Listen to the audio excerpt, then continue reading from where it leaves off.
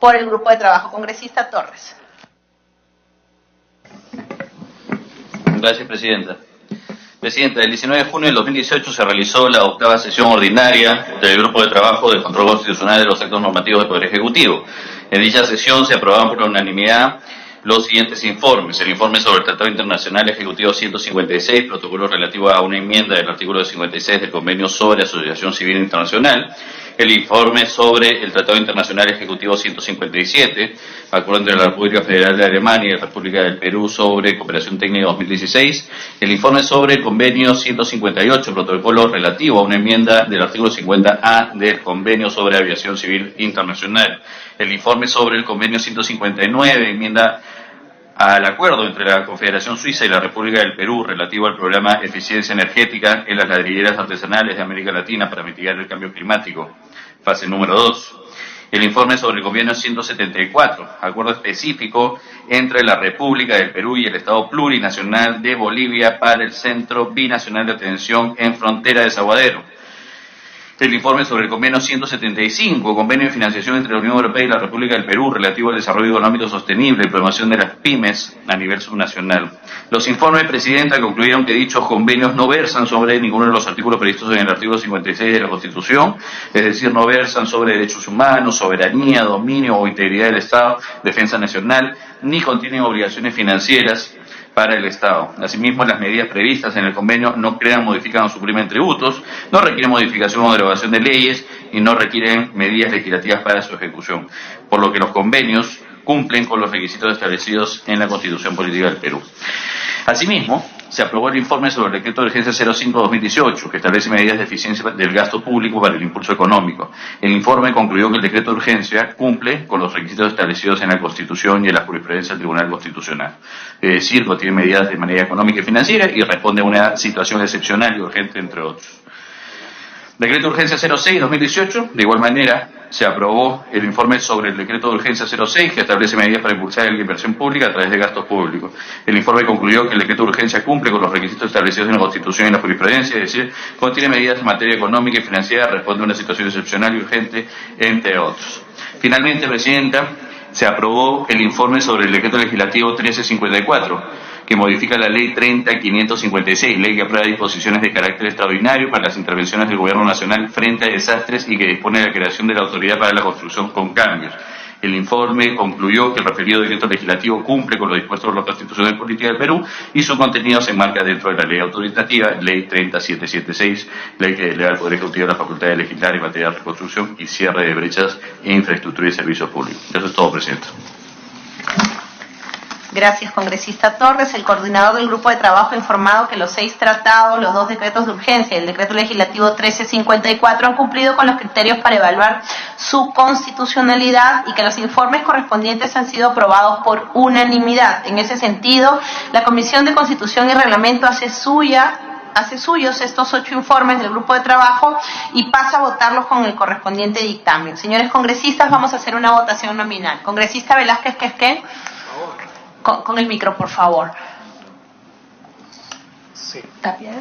Presidenta, hemos revisado que estos tratados ejecutivos no afectan al artículo 56 y 57 de la Constitución y están en el marco del artículo 92 del reglamento. Por eso mi voto es a favor de todos estos tratados ejecutivos. Gracias, congresista Velázquez. Congresista Johnny Lescano. Tratándose solamente del aspecto constitucional, señora Presidenta, a favor. Gracias, congresista Lescano. Congresista Trujillo. A favor. Congresista Torres. A favor. Congresista Carlos Domínguez. A favor, Presidenta. Congresista Zacarías Lapa. A favor. Consta el voto de la Presidencia. Ha sido aprobado con 7 votos por unanimidad. Informe final del Grupo de Trabajo encargado de la evaluación y estudio de las mejoras del reglamento del Congreso de la República. No, eso ya lo hicimos, ¿no es cierto? Allá. Congresista, no es el mejoras el reglamento, entonces el Grupo de Control Político. Sí, control, claro. Bueno, que dice mejoras el reglamento. Congresista Torres, para que pueda sustentar el informe final del Grupo de Trabajo que realiza el control político de los actos normativos del Poder Ejecutivo. Cedemos la palabra al congresista Torres, quien en calidad de coordinador va a sustentar el informe final. Gracias, Presidenta. Muy breve, en realidad. Como ustedes saben, el Grupo de Trabajo de Control Constitucional de los Actos Normativos del Poder Ejecutivo se instaló el 17 de agosto de 2017, de conformidad con el acuerdo adoptado por la Comisión de Constitución, ¿no? Se debe recordar que en dicha sesión de la Comisión se eligió como coordinadora a quien habla y como miembros de los congresistas Vicente Ceballos, del Grupo Parlamentario Peruano por el Cambio, y del congresista Javier Velázquez Esquén, del Grupo Parlamentario Célula Parlamentaria Aprista. El Grupo de Trabajo en la legislatura 2017-2018 realizó 8 sesiones ordinarias en las que se evaluaron 20 tratados internacionales ejecutivos, 12 decretos de urgencia y un decreto legislativo. Con respecto a los 12 decretos de urgencia, se debe resaltar que los informes concluyeron, en el caso de los decretos de urgencia 9, 10, 11, 13, 14, 15 y los decretos de urgencia del 1 al 6 del 2018, que estos cumplen con lo dispuesto por la Constitución. Es oportuno sí recordar que en el caso del decreto de urgencia 12, que dicta medidas extraordinarias para el restablecimiento del servicio educativo, se precisó o se aprobó con excepción a lo dispuesto en la única disposición complementaria final, puesto que dicha disposición no contenía materia económica y financiera y tampoco cumplía con el requisito de necesidad en la medida que injustificadamente omite el procedimiento legislativo ordinario para otorgarle una competencia adicional al Ministerio de Educación. De igual manera es preciso mencionar que en el caso del decreto de urgencia 1 y 2, por los cuales se autorizó a los gobiernos regionales y al Ministerio de Agricultura respectivamente a adquirir papa, los informes del Grupo de Trabajo concluyeron que ambos decretos de urgencia fueron emitidos de conformidad con lo establecido por la Constitución. Sin embargo, se recomendó en ambos casos al Poder Ejecutivo a que adopte en futuras oportunidades medidas a nivel reglamentario para garantizar que en los procesos de contratación pública en los que se utilicen fondos públicos, independientemente de la modalidad de contratación, se cautelen los principios exigidos en el artículo 76 de la Constitución, es decir, igualdad de trato, principio de publicidad, transparencia y principio de equidad. Con respecto al decreto legislativo 1354, ley que aprueba disposiciones de carácter extraordinario para las intervenciones del Gobierno Nacional frente al desastre, que dispone la creación de la Autoridad para la Reconstrucción con Cambios. El Grupo de Trabajo, tal como lo hemos señalado hace poco, cumple con los criterios, considera que cumple con los criterios exigidos por el artículo 104. Se debe destacar, Presidente, que la ley que ha delegado facultades al Ejecutivo para legislar aprobó otorgarle las mismas por un plazo de 60 días, lo que serán competencias de un futuro grupo de trabajo respecto a la constitucionalidad del mismo. Finalmente, respecto a los 20 tratados internacionales, el Grupo de Trabajo del Control Constitucional recomendó la convalidación de los mismos, al tratar principalmente de enmiendas a convenios anteriormente suscritos y por tratarse de donaciones que diversos estados efectúan en favor del Estado peruano. No puedo culminar esta exposición sin agradecer la responsabilidad y disposición permanente de los congresistas Javier Velázquez Esquén y Vicente Ceballos, quienes colaboraron, Presidente, permanentemente con el desarrollo de las sesiones ordinarias. Es todo lo que tengo que informar, señor Presidente. Gracias. Gracias, congresista Torres. ¿Algún congresista desea hacer comentarios sobre el informe final? Vamos a, conociendo los términos expresados en el informe y teniendo en cuenta que ha sido aprobado por unanimidad, esta comisión hace suyo y procede a la votación. Los que estén a favor, sírvanse levantar la mano. Los que estén en contra, ha sido aprobado por unanimidad. 4.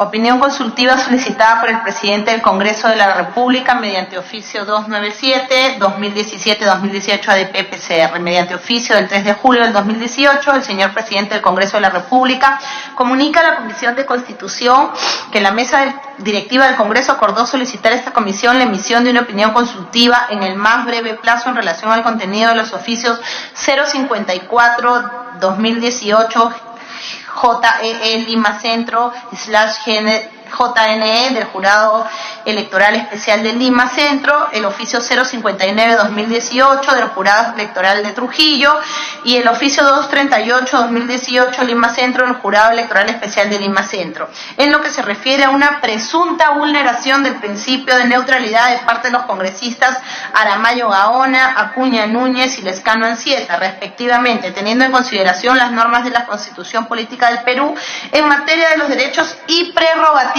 de los señores congresistas. Al respecto, corresponde recordar que el principio de neutralidad estatal en los procesos electorales tiene sustento constitucional directo en el artículo 31 de la Constitución Política, el cual se encuentra relacionado con el deber de todo funcionario, servidor público, de servir a la nación. Sin embargo, debemos recordar también que los congresistas, aunque asumen el cargo a tiempo completo no dejan de ser personas e individuos y por tanto también deben encontrarse en capacidad de ejercer sus libertades de expresión e información, así como el derecho de participación política. Asimismo, debo resaltar que de acuerdo al Reglamento de Propaganda Electoral, Publicidad Estatal y Neutralidad Estatal aprobado por el Jurado Nacional de Elecciones, los órganos jurisdiccionales electorales solo sancionan a los funcionarios o servidores públicos que postulan un cargo de elección popular. Por tanto, efectivamente corresponde dilucidar sobre el trámite que corresponde seguir en sede parlamentaria o en estricto pronunciarnos sobre qué ocurre con aquellos congresistas que infrinjan el deber de neutralidad estatal en procesos electorales.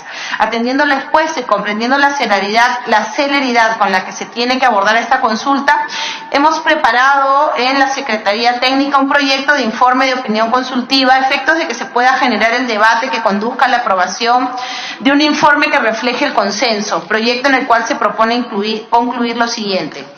1. Un congresista de la República se encuentra facultado a participar en actividades proselitistas o propias de una campaña electoral o realizar propaganda electoral en un proceso de elección de autoridades siempre que el congresista no haga referencia a su condición. ¿Dónde está la última versión? Esta no es la última versión. ¿Sí? Estos son los ajustes que se están poniendo, cambiando por los congresistas, que son tres modificaciones. No, esta no es la última versión. Es lo que te vamos a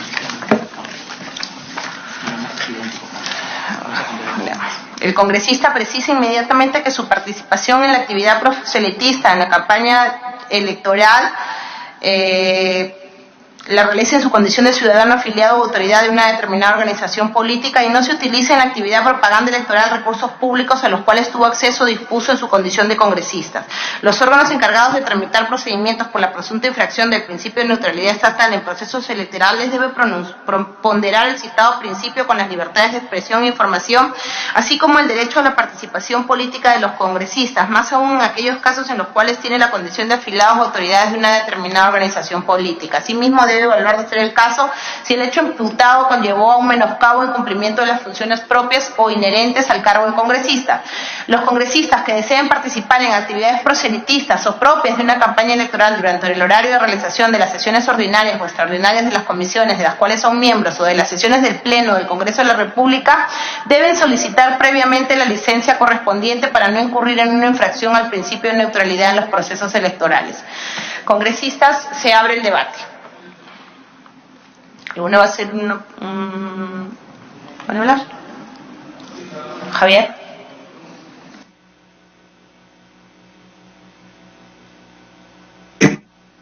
Presidenta, me parece muy bien el informe. Solamente quisiera hacer algunas reflexiones que permitan que puedan ser tomadas en cuenta en las conclusiones que ha propuesto la Comisión. El Parlamento es una institución eminentemente política y la interpretación que están haciendo los jurados especiales electorales no la hacen en el marco del principio de unidad de la Constitución. Cuando la Constitución en el penúltimo párrafo del artículo 31 referido a la neutralidad, el principio de la neutralidad estatal la está llevando al ámbito del desarrollo de una ley. Pero a renglón seguido, la Constitución establece que es nulo y punible todo acto que limite el derecho de los ciudadanos a la participación política. Ahora, quiero decir con respecto a los señores congresistas, Presidenta, los parlamentarios, por mandato de la Constitución, solamente podemos ser investigados por la Comisión de Ética cuando infringimos nuestro Código de Ética. Y podemos ser procesados por la Subcomisión de Acusaciones Constitucionales cuando infringimos la Constitución o cuando cometemos un delito de función. Entonces, la Constitución no autoriza al Jurado Nacional de Elecciones a investigar a los parlamentarios por el llamado principio de neutralidad. Hay un error en la interpretación que ha hecho la autoridad electoral y creo que es un momento de precisarlo. Porque con este argumento del principio de la llamada neutralidad, que la Constitución lo remite a una ley, lo remite a la ley. Dice, la ley determina, ¿no?, la neutralidad estatal, pero el artículo 31 es más categórico, el derecho a la participación política. Y el Parlamento es una institución esencialmente política. Si nosotros, hoy día, me parece muy bien, hay que ver el lado positivo de esta opinión, para de una vez por todas cerrar cuál debe ser el rol que deben tener los parlamentarios en lo que es la participación política del país. Primero, que no manejamos recursos públicos. Segundo, que me parece muy bien que, y eso ya lo hemos discutido, porque cuando en el Congreso Constituyente se discutió si los parlamentarios deberían dedicarse a dedicación exclusiva, el argumento fue que se puso a tiempo completo. Por eso es que hay muchos parlamentarios que legítimamente en las horas fuera de funcionamiento del Congreso participan en sus estudios jurídicos, en sus actividades comerciales. Eso tiene un marco constitucional. Es más, inclusive la propia Constitución establece que en aquellas empresas donde un parlamentario puede tener acciones minoritarias, no está impedido de que pueda tener un desarrollo empresarial. Pero todo fuera del marco de las actividades propias del funcionamiento del Congreso. Entonces, me parece muy bien la propuesta del informe de que sí se puede hacer actividad electoral fuera de las horas de funcionamiento del Congreso. Porque aquí me pondría yo en el caso. Si nosotros hoy día cerramos esta posibilidad, entonces el congresista Johnny Lescano, que ha anunciado que va a postular a ser presidente de la República en 2021, no podría ser candidato. ¿Por qué? Por una razón. Porque los congresistas no podemos renunciar al cargo. El artículo 93 es muy claro, los parlamentarios no podemos renunciar al cargo. De tal manera, a la presidencia del Congreso. Entonces, ¿sabe qué, Presidenta? Evitemos el diálogo. Primero que nosotros no manejamos recursos públicos. El segundo es que la inspiración que tuvo el constituyente el año 93 fue preservar el carácter político de esta institución, y por eso primero estableció que para evitar la perturbación del funcionamiento del Congreso, o que pueda estar sujeto a presiones de poderes fácticos, como por ejemplo ahora somos a propósito de la ley de la Policía Estatal, los parlamentarios no pueden renunciar a sus cargos. De tal manera que al no poder renunciar a nuestros cargos, nosotros tenemos también una limitación. No podemos postular a ser gobernadores regionales, no podemos postular a ser alcaldes. Entonces los derechos no son absolutos, son relativos. De tal manera, Presidenta, de que en esta opinión, considero yo, además deberíamos agregar el elemento de que los parlamentarios no podemos, como sí lo puede ser el presidente de la República, como sí lo puede ser un gobernador, como sí lo puede ser un consejero regional, que sí pueden renunciar al cargo, nosotros no podemos renunciar al cargo. Entonces el cargo nos acompaña, esté funcionando o no esté funcionando el Congreso de la República. Segundo, que la actividad electoral sí la podemos desarrollar, Presidente, porque es consustancial con este órgano político. El artículo 31 de la Constitución dice que la actividad política se desarrolla a través de los partidos. Y los congresistas que están siendo observados por el jurado especial, dos de ellos, por lo menos que yo conozco, son dirigentes de su partido. Y con esta limitación de carácter legal de la mala interpretación de la ley, entonces un parlamentario no podría ser dirigente de un partido político. Porque evidentemente la función de un partido es organizarse para participar en los procesos electorales. Y por último, repito, Presidenta, con una ley vamos a hacer una restricción o una limitación constitucional, y no se puede, porque si hoy día dejamos en vacío alguna interpretación de esta naturaleza, un congresista no podría postular a la presidencia de la República. Como no puede renunciar, entonces supuestamente estaría infringiendo el principio de neutralidad. La neutralidad la han desarrollado mal en la ley y creo que hay que corregirla en el próximo periodo legislativo, hay que establecerla. La neutralidad es del que maneja recursos públicos con relación a los candidatos que auspicia o que apoya. Neutralidad, por ejemplo, tienen que tener aquellos directores de los colegios y universidades públicas que no pueden otorgar el patrimonio, los inmuebles, los recursos para campañas políticas. A eso está referido, porque toda prohibición tiene que ser expresa. Las prohibiciones y las limitaciones, especialmente a las políticas, no se presumen, tienen que estar expresamente determinadas. Y la Constitución, que es el que consagra el derecho a la participación política, no establece esta limitación a los señores congresistas. Además, Presidenta, la tradición republicana, no hay en las 12 constituciones, algunas que han tenido poca vigencia y otras que han tenido más permanencia, como la del 67 o la del 33, en ninguna de ellas hay ni siquiera una referencia a impedir que el Congreso o los parlamentarios puedan renunciar a la propia razón de su existencia. La razón y el origen de esta institución es de naturaleza política. Por eso es que también hemos tenido discusiones que ya se han dado desde el siglo pasado, de que se han querido poner requisitos que los parlamentarios tengan 5º año de secundaria, que tengan título, y la gran discusión es que la legitimidad que le da sustento a esta institución es el voto popular.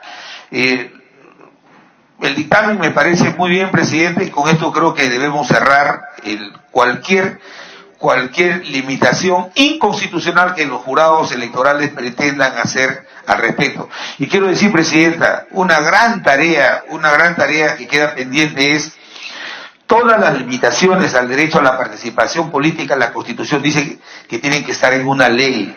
Lamentablemente hemos venido pidiendo de que en virtud de la ley se pueda entregar a los órganos electorales cuáles son las limitaciones que tienen las autoridades.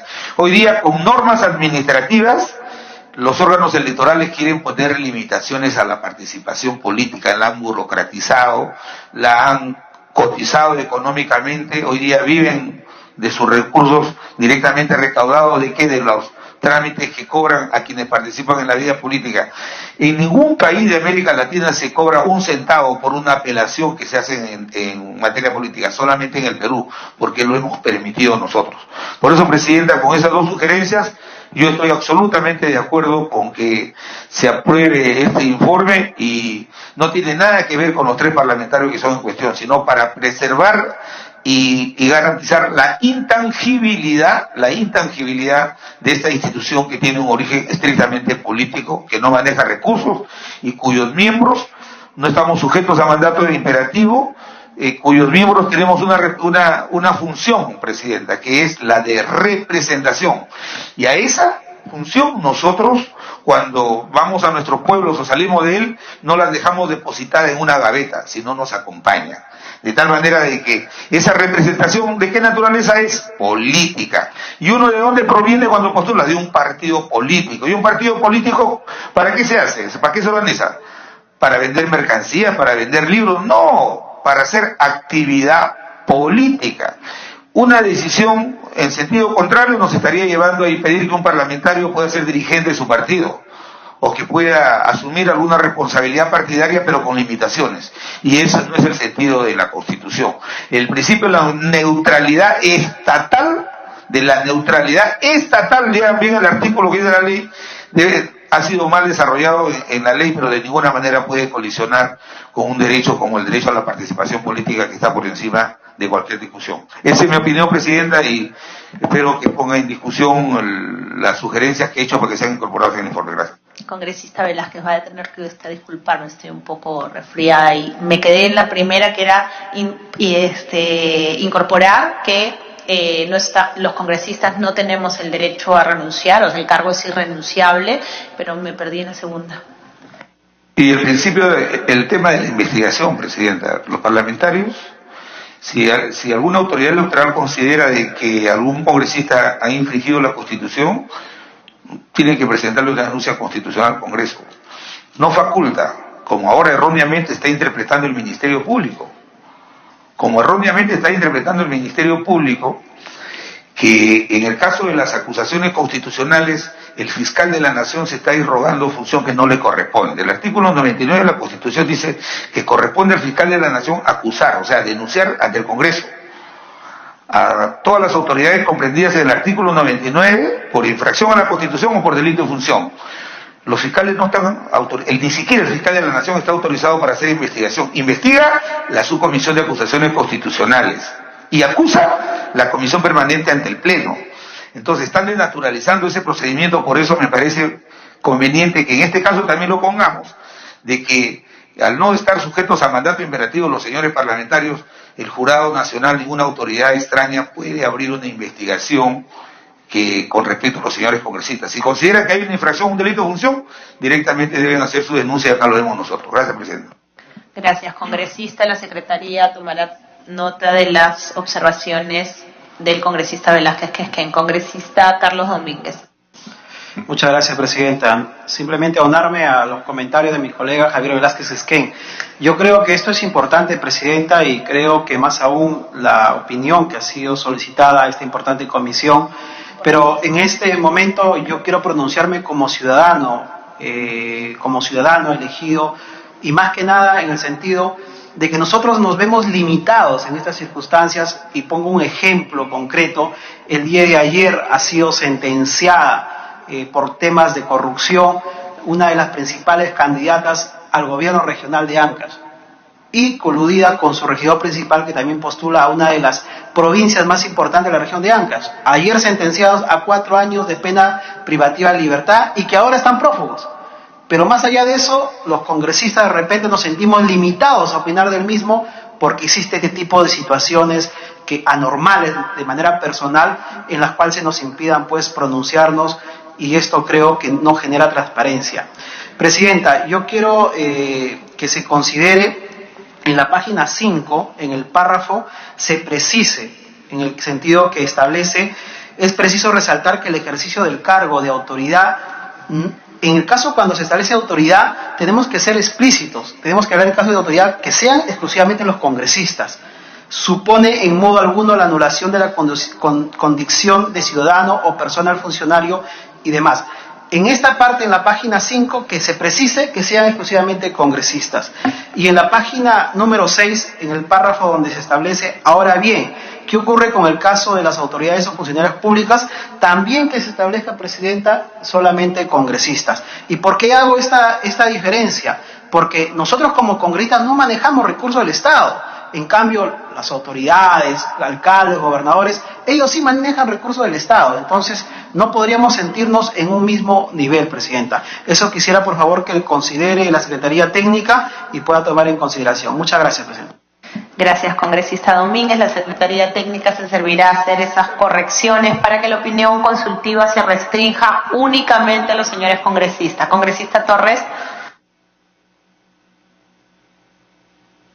Gracias, Presidenta. Presidenta, me auno a las inquietudes que han manifestado mis colegas. Es evidente que una ley, por más que sea ley orgánica, no puede pues ir en contra de lo que señala la Constitución. Cuando yo leo que la ley orgánica de elecciones dice: está prohibido a toda autoridad política practicar actos de cualquier naturaleza que favorezcan o perjudiquen a determinado partido o candidato, y lo interpretara como lo está haciendo el Jurado Nacional de Elecciones, sería un escándalo, porque simplemente nosotros renunciaríamos a hacer cualquier tipo de investigación, de indagación. Es decir, durante los procesos electorales, sean estos municipales, regionales, presidenciales, congresales, tendríamos que suspender básicamente el Congreso de la República, porque de acuerdo a la ley se dice que estamos prohibidos de practicar actos de cualquier naturaleza que favorezcan o perjudican a determinado partido o candidato. Imagínense qué absurdo podría llegar a ser esto. Coincido también con lo señalado por el congresista Velázquez Quisquén, esa forma de interpretar absurda que dice que estamos prohibidos de formar parte de algún comité o organismo político, hacer propaganda a favor o campaña en contra de ninguna agrupación política o candidato, pues llama mucho la atención. Esta ley orgánica de elecciones está desarrollada dentro del marco constitucional. Y dentro del marco constitucional se prevé que los congresistas tienen una serie de funciones. que no solamente son derechos, sino que son obligaciones. Nosotros no podemos simplemente renunciar a nuestra facultad de representación, a nuestra facultad de legislación y menos aún a una facultad de fiscalización. Yo sé que no es el caso tratar temas puntuales, pero sí no puedo dejar de hacer una reflexión respecto a los oficios emitidos por el Jurado Nacional de Elecciones. Es un escándalo, Presidenta, que en la propia resolución del jurado se diga: por si acaso, esta persona no es candidato, sin embargo es de público conocimiento que tiene la intención de postular. Ya, eso es un escándalo. Porque, digamos, la ley se refiere a candidatos. Y puede ser candidato presentado, candidato admitido, candidato inscrito, lo que quiera. Pero en ningún momento se refiere a precandidatos o a personas que tienen la intención de ser candidatos. Si no, imagínense, pues vamos a llegar al absurdo que simplemente no podríamos referirnos absolutamente a nadie porque no sabemos si es que su intención, al final de cuentas, postular algún cargo en específico.